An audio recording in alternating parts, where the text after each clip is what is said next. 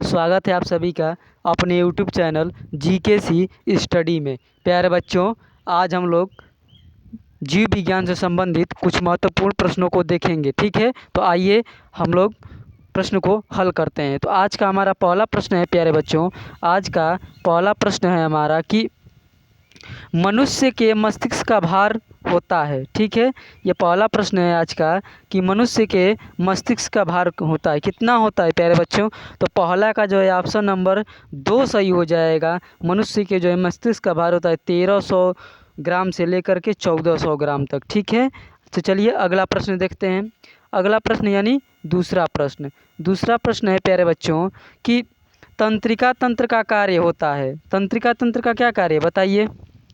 तो प्यारे बच्चों, इसका पहला ऑप्शन सही हो जाएगा, संवेदना ग्रहण करना। तंत्रिका तंत्र का कार्य होता है संवेदना ग्रहण करना। ठीक है, आइए अगला प्रश्न यानी तीसरा प्रश्न देखेंगे हम लोग प्यारे बच्चों। तीसरा प्रश्न है प्यारे बच्चों कि मनुष्य में पाए जाने वाली मिश्रित ग्रंथि है। तीसरा प्रश्न है कि मनुष्य में पाई जाने वाली मिश्रित ग्रंथि है, तो कौन सी है? अग्न्याशय ग्रंथि। अग्न्याशय ग्रंथि। ठीक है, प्रश्न संख्या 3 का ऑप्शन नंबर जो है 3 सही हो जाएगा। ठीक है, चलिए अगला प्रश्न देखेंगे। अगला प्रश्न है प्यारे बच्चों कि मेरुरज्जु उत्पन्न होता है। मेरुरज्जु उत्पन्न होता है। ठीक है, किससे उत्पन्न होता है? तो प्यारे बच्चों, प्रश्न संख्या 4 का ऑप्शन नंबर जो है सही हो जाएगा 2, मेडुला से। कहाँ से? मेडुला से। ठीक है प्यारे बच्चों, चलिए अगला प्रश्न देखेंगे। अगला प्रश्न देखेंगे प्यारे बच्चों। अगला प्रश्न है प्यारे बच्चों कि मानव में कितनी जोड़ी कपालीय तंत्रिकाएं पाई जाती हैं। मानव में कितनी जोड़ी कपालीय तंत्रिकाएं पाई जाती हैं? तो प्यारे बच्चों, 5वें का ऑप्शन नंबर सही हो जाएगा दूसरा, 12 जोड़ी। कितनी जोड़ी? 12 जोड़ी। ठीक है प्यारे बच्चों, चलिए अगला प्रश्न। अगला प्रश्न है प्यारे बच्चों कि मास्टर ग्रंथि है। ठीक है, मास्टर ग्रंथि है, इसका उत्तर आप लोग कमेंट करिएगा। कमेंट बॉक्स में आप लोग इसका उत्तर बताइएगा कि मास्टर ग्रंथि के नाम से कौन जानी जाती है। ठीक है, चलिए अगला प्रश्न नहीं, 7वां प्रश्न देखेंगे।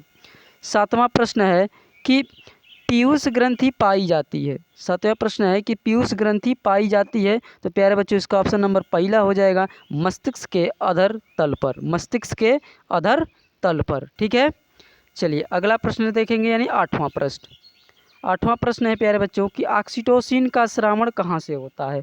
ऑक्सीटोसिन का श्रावण कहाँ से होता है? तो प्यारे बच्चों, इसका 8वें नंबर का प्रश्न ऑप्शन नंबर जो है तीसरा सही हो जाएगा, पिट्यूटरी। किससे? पिट्यूटरी से। ठीक है, चलिए आज का 9वां प्रश्न। 9वां प्रश्न है प्यारे बच्चों कि मनुष्य के मस्तिष्क में पाई जाने वाली अंतःस्रावी ग्रंथि है। मनुष्य के मस्तिष्क में पाई जाने वाली अंतःस्रावी ग्रंथि है। तो प्यारे बच्चों, 9वां का जो है ऑप्शन नंबर 4 सही हो जाएगा, पीयूष। क्या सही हो जाएगा? पीयूष ग्रंथि है। ठीक है ना, वो अंतःस्रावी ग्रंथि। ठीक है, अगला प्रश्न। अगला प्रश्न क्या है प्यारे बच्चों? 10 नंबर प्रश्न। 10 नंबर प्रश्न है कि एडिसन रोग की खोज किसने की थी। एडिसन रोग की खोज किसने की थी प्यारे बच्चों? तो 10 नंबर का ऑप्शन नंबर सही हो जाएगा प्यारे बच्चों, first, Thomas Edison. Thomas Edison. ठीक है, अगला प्रश्न यानी 11 नंबर प्रश्न प्यारे बच्चों देखेंगे। 11 नंबर प्रश्न है कि मिलेटोनिन हार्मोन स्रावित करने वाली ग्रंथि है।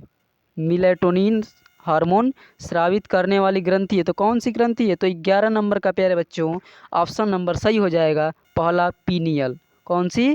पीनियल। फर्स्ट ऑप्शन इसका सही हो जाएगा। ठीक है, चलिए अगला प्रश्न देखेंगे यानी 12 नंबर प्रश्न कि इंसुलिन हार्मोन स्रावित होता है। इंसुलिन हार्मोन स्रावित होता है, ये प्रश्न है कि इंसुलिन हार्मोन स्रावित होता है। तो इसका 12वां का जो है प्यारे बच्चों ऑप्शन नंबर सही हो जाएगा 3। कहाँ से? तो लैंगरहैंस की द्वीपिकाओं से। ठीक है, चलिए अगला प्रश्न यानी 13 नंबर प्रश्न।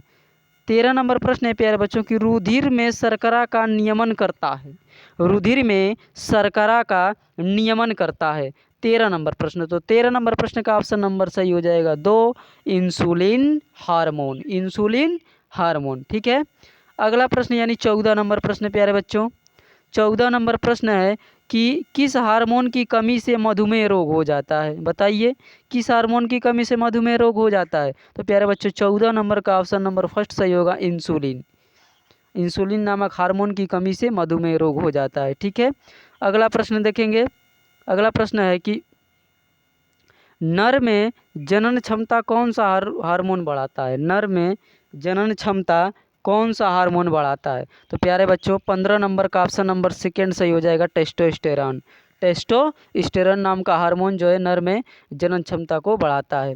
आज का हमारा लास्ट प्रश्न प्यारे बच्चों, हम तो डेली 20 प्रश्न को हल कराते हैं, लेकिन थोड़ा बिजी होने के कारण और तबीयत खराब हो जाने के कारण आज हम लोग केवल 16 प्रश्न को हल करेंगे। ठीक है प्यारे बच्चों, तो इसके लिए मैं आप लोगों से माफ़ी चाहूँगा कि मैं वीडियो को कंप्लीट पूरा नहीं कर पा रहा हूँ 20 प्रश्नों को। ठीक है, लेकिन जल्द ही आप लोगों को हमारे चैनल पे पूरे के पूरे 20 प्रश्न हल कराए जाएंगे। ठीक है, चलिए प्रश्न नंबर 16 कि मादा हार्मोन कहलाता है। तो मादा हार्मोन क्या कहलाता है प्यारे बच्चों? मादा हार्मोन कौन है?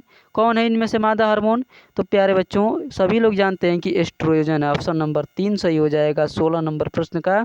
ऑप्शन नंबर जो है 3 सही हो जाएगा, ऑप्शन नंबर 3 एस्ट्रोजन। ठीक है, तो आज का हमारा वीडियो यहीं पे समाप्त होता हुआ प्यारे बच्चों, मिलेंगे अगली वीडियो में, तब तक के लिए बाय बाय।